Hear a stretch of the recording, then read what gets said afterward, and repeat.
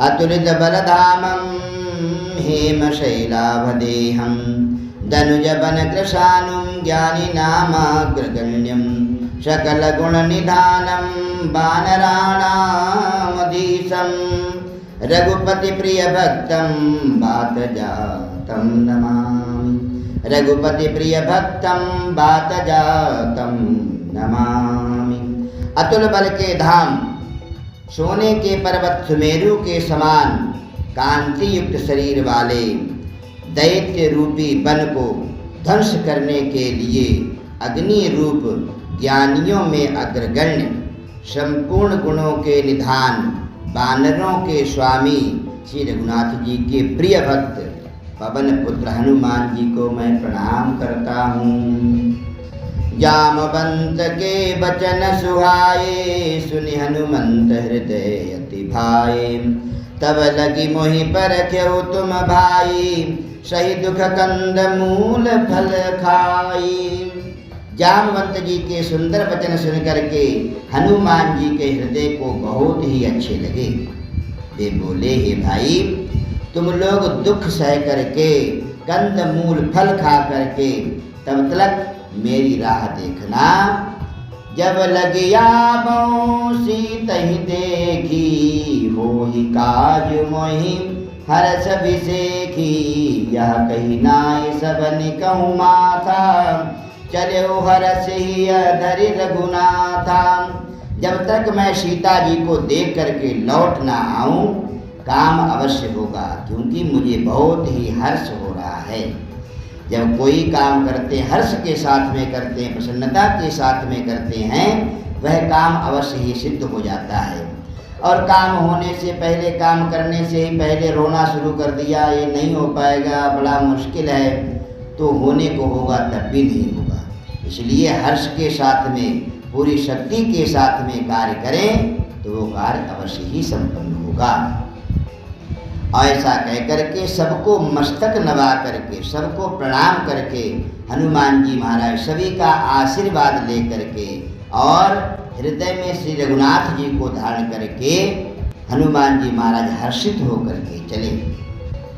सिंधु तीर एक भूधर सुंदर, कौतुक कूद चढ़्यो ताऊ पर। बार बार रघुबीर सवारी, तरक्यो पवन तनय बलवारी। समुद्र के तीर पर एक सुंदर पर्वत था।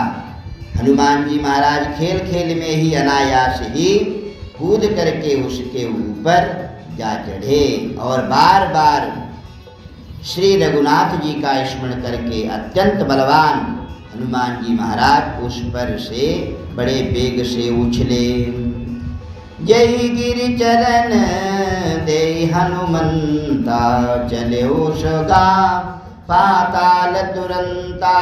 जिमि अमोघ रघुपति कर बाना, यही बाती चले हनुमाना।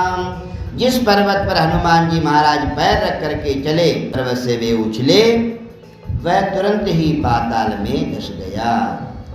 जैसे रघुनाथ जी का मोघ बाण चलता है, उसी तरह हनुमान जी महाराज चले। क्यों वो बोला गया है? जिस प्रकार राम जी का बाण लक्ष्य को भेद करके ही वापस आता था, उसी प्रकार से हनुमान जी महाराज जिस लक्ष्य के लिए जा रहे हैं, वो लक्ष्य को पूरा करके ही लौटेंगे। जल निधि रघुपति दूत विचारी, तय मैनाक होई श्रम हारी। समुद्र ने उन्हें श्री रघुनाथ जी का दूत समझ करके मैनाक पर्वत से कहा कि हे मैनाक, तू इनकी थकावट दूर करने वाला हो, अर्थात अपने ऊपर इन्हें विश्राम दीजिए। हनुमान ते परसा कर पुनि कीन प्रणाम, राम काज कीने बिनु मोहि कहाँ विश्राम। सियावर राम जय जय राम। हनुमान जी ने उसे हाथ से छू लिया, फिर प्रणाम करके कहा, भाई श्री रघुनाथ जी का काम किए बिना मुझे विश्राम कहाँ। जात पवन सुत देव न देखा, जाने कहूँ बल बुद्धि विशेखा। सुरसा नाम यही न कह माता, पठई न आए कही तई बाता। देवताओं ने पवन पुत्र हनुमान जी को जाते हुए देखा।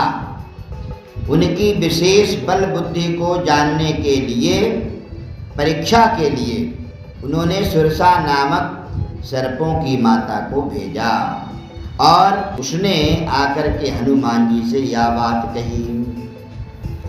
आज सुरन मोहि दीन यहारा, सुनत बचन कहे पवन कुमारा।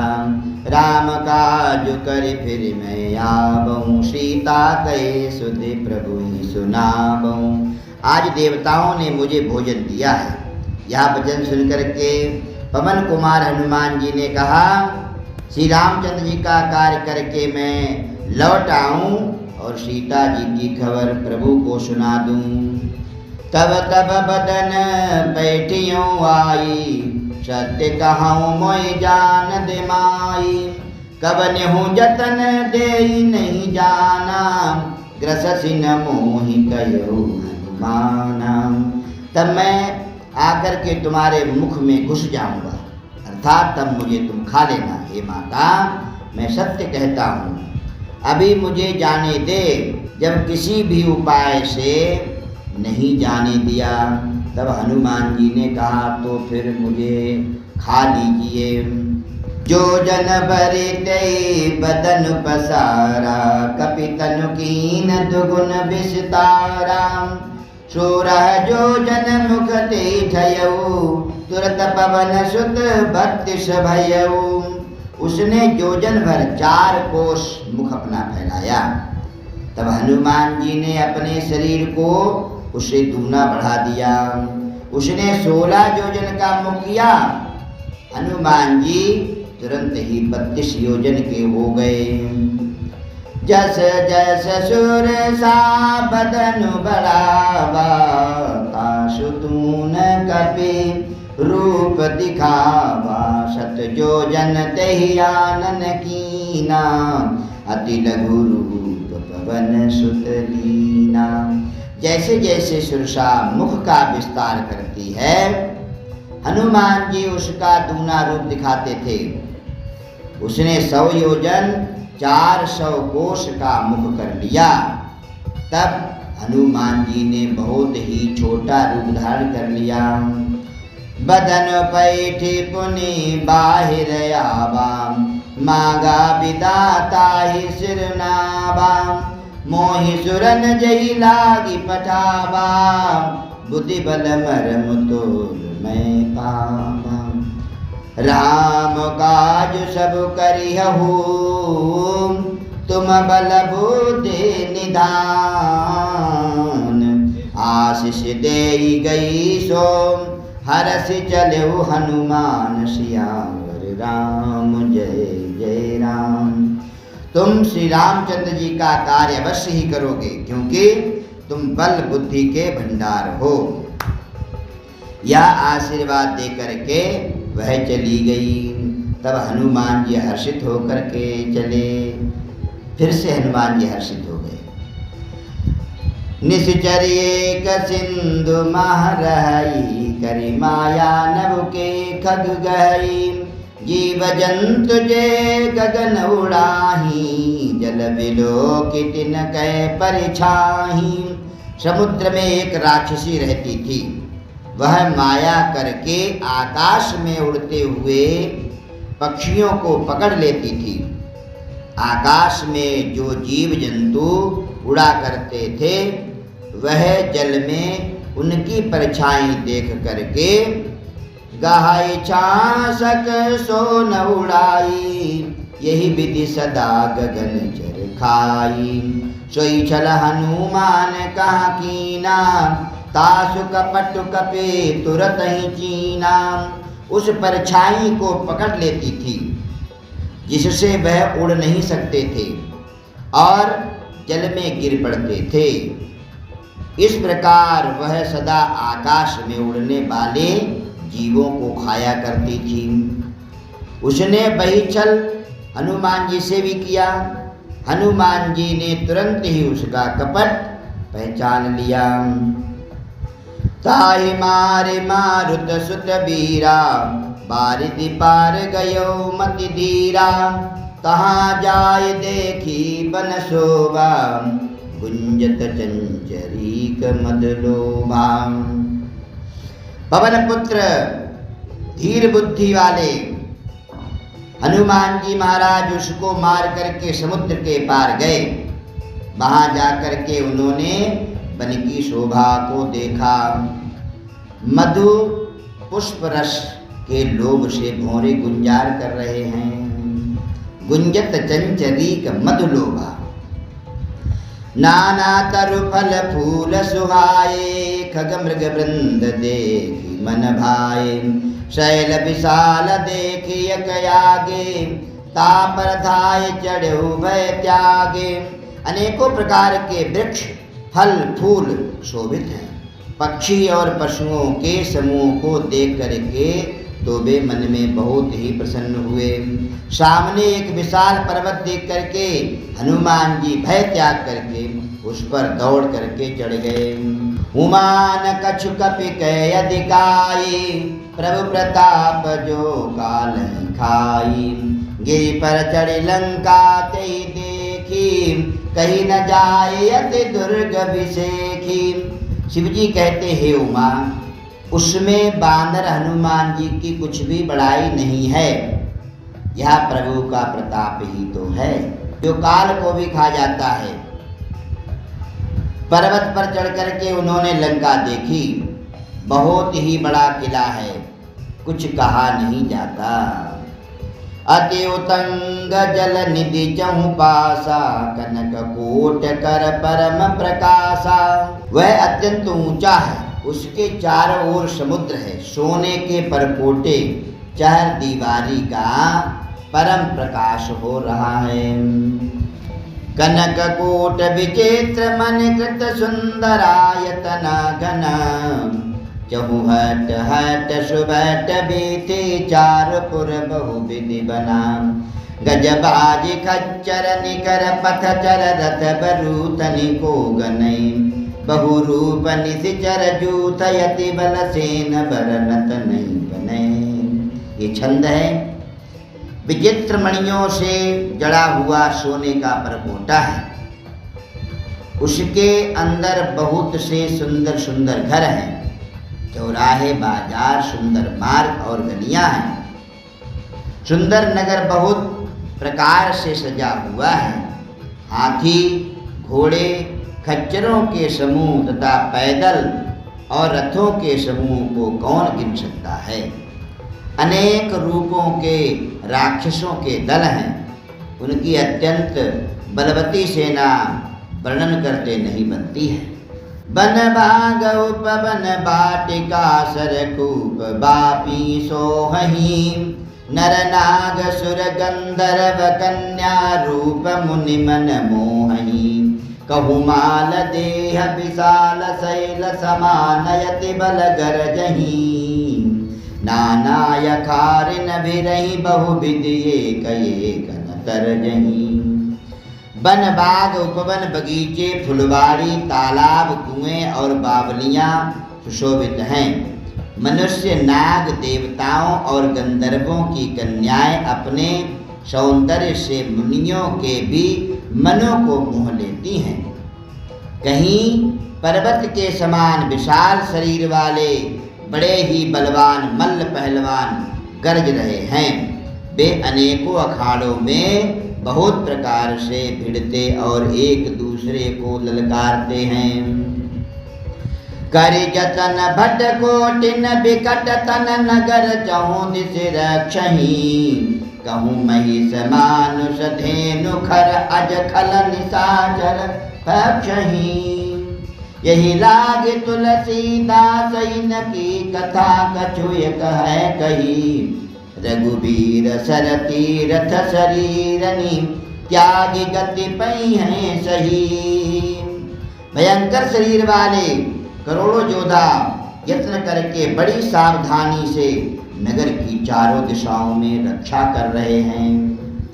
कहीं दुष्ट राक्षस भैंसों, मनुष्यों, गायों, गधों और बकरों को खा रहे हैं। तुलसीदास जी ने इनकी कथा इसीलिए कुछ थोड़ी सी कही कि ये निश्चय ही श्री रामचंद्र जी के बाण रूपी तीर्थ में शरीर को त्याग करके परम गति पावेंगे।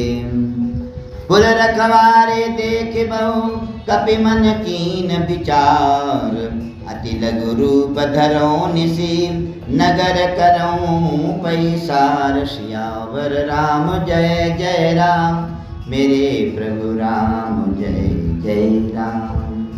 नगर के बहुत असंख्य रखवालों को देख करके हनुमान जी ने मन में विचार किया कि अत्यंत छोटा रूप धरूं और रात के समय नगर में प्रवेश करूं। मशक समान रूप कपि धरी, लंक ही चलो सुमिरि नरहरि। नाम लंकिनी एक निशिचरी, शोकाचल सी मोहि निंदरी।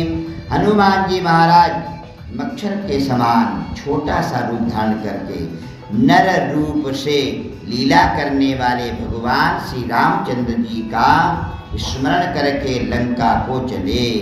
लंका के द्वार पर लंकिनी नाम की एक राक्षसी रहती थी।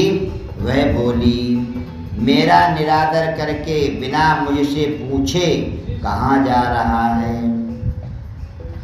जाने ही नहीं मरम सठ मोरा, मोर आहार जहाँ लगी चोरा। मुठिका एक महाकपिहनी, रुधिर बमत धरनी धनमणि। हे मूर्ख, तूने मेरा भेद नहीं जाना। जहाँ तक जितने चोर हैं वे सब मेरे आहार हैं। महाकपि हनुमान जी ने उसे एक घूसा मारा, जिससे वह खून की उल्टी करती हुई पृथ्वी पर लुढ़क पड़ी। पुनि संभार उठी सो लंका, जोरी पानी कर विनय सशंका। जब रावण ही ब्रह्म बर दीना, चलत विरंची कहा मोहि कीना। वह लंकिनी फिर अपने को संवार करके उठी और डर के मारे हाथ जोड़ करके विनती करने लगी। वह बोली, रावण को जब ब्रह्मा जी ने वरदान दिया था तब चलते समय उन्होंने मुझे राक्षसों के विनाश की यह पहचान बता दी थी। बिकल हो सितैं कपि के मारे, तब जाने सु निश्चर संघारे। तात मोर यति पुण्य बहुता, देखो नयन राम कर दूता। जब तू बंदर के मारने से व्याकुल हो जाए तब तू राक्षसों का संहार हुआ जान लेना। हे तात, मेरे बड़े पुण्य हैं जो मैं श्री रामचंद्र जी के दूत अर्थात आपको अपने नेत्रों से देख रही हूँ। तात स्वर्ग अपवर्ग सुख, धैर्य तुलाय कयंग रामा। धैर्य तुलाय कयंग, तूलनताहि सकल मिली। जो सुख लघु सतसंग, सियावर राम जय जय राम। मेरे प्रभु राम जय जय राम। हे तात, स्वर्ग और मोक्ष के सब सुखों को तराजू के एक पलड़े में रखा जाए तो भी वे सब मिलकर के दूसरे पलड़े पर रखे हुए उस सुख के बराबर नहीं है जो लब क्षण मात्र के सत्संग से होता है। कितनी सुंदर बात। प्रवेश नगर की जय सब काजा, हृदय राखी कौशलपुर राजा। कहीं जाना हो या चौपाई का पाठ करके जाते हैं तो आपके सकल मनोरथ सिद्ध हो जाते हैं। कौन सी चौपाई है? प्रवेश नगर की जय सब काजा, हृदय राखी कौशलपुर राजा। कहीं जा रहे हैं, कहीं प्रवेश कर रहे हैं, घर में जा रहे हैं, कमरे में हैं, गाड़ी में हैं, गाड़ी में प्रवेश करना हो, दुकान में प्रवेश करना हो तो दाहिना पैर पहले आगे रख करके और इस चौपाई के लिए बोल करके फिर एंट्री करें, अंदर जाएं। प्रवेश नगर की जय सब काजा, हृदय राखी कौशलपुर राजा। गरल सुधारि पुकरहि मिताई, गोपद सिंधु नल शीतलाई। अयोध्यापुरी के राजा श्री रघुनाथ जी को हृदय में रखे हुए नगर में प्रवेश करके सब काम कीजिए, उसके लिए विष अमृत हो जाता है, शत्रु मित्रता करने लगते हैं, समुद्र गाय के खुर के बराबर हो जाता है, अग्नि में शीतलता आ जाती है। गरुण सुमेरु रेणु समताही, राम कृपा कर चित बाजाही। अति लघु रूप धर्यो हनुमाना, बैठा नगर सुमेरे भगवाना। काकभुसुंडी जी कहते हैं कि हे गरुण जी, सुमेरु पर्वत उसके लिए रज के समान हो जाता है, जिसे श्री रामचंद्र जी ने एक बार कृपा करके देख लिया हो। तब हनुमान जी ने बहुत ही छोटा रूप धारण किया और भगवान जी का स्मरण करके नगर में प्रवेश किया। मंदिर मंदिर प्रति करि शोधा, देखे जहाँ ताय जनित जोधा। गयो दशानन मंदिर माही, अति विचित्र कही जात सुनाही। उन्होंने एक एक प्रत्येक महल की खोज की, जहाँ तहाँ असंख्य योद्धा देखे। फिर वे रावण के महल में गए, वह अत्यंत विचित्र था, जिसका वर्णन नहीं किया जा सकता है। शयन किए देखा कपिते ही, मंदिर महु न दीखि भय देही। भवन एक पुनि दीख सुहावा, हरि मंदिर ता भिन्न बनावा। हनुमान जी ने उस रावण को शयन किए देखा, परंतु महल में जानकी जी नहीं दिखाई दी। फिर एक सुंदर महल दिखाई दिया, वहाँ उसमें भगवान का एक अलग मंदिर बना था। वहाँ उसमें भगवान का एक अलग मंदिर बना हुआ था। रामायुध अंकित गृह, शोभा बरनि न जाय। रामा शोभा बरनि न जाय, नव तुलसी का वृंद तहाँ। देखि हरस कपिराय, सियावर राम जय जय राम। मेरे प्रभु राम जय जय राम। हनुमान जी ने कैसा मंदिर देखा, वो महल श्री रामचंद्र जी के आयुध धनुष और बाण के चिन्हों से अंकित था, अर्थात चिन्ह बने हुए थे। उसकी शोभा वर्णन नहीं की जा सकती है। वहाँ नवीन नवीन तुलसी के वृक्ष पौधे समूहों को देख करके कपिराज हनुमान जी महाराज हर्षित हुए, क्योंकि तुलसी भगवान के लिए बड़ी प्रिय है। ठाकुर जी के लिए बिना तुलसी के ना तो भोग लगता है, ना भगवान प्रसन्न होते हैं। इसलिए तुलसी को देख करके हनुमान जी महाराज बड़े प्रसन्न हो गए।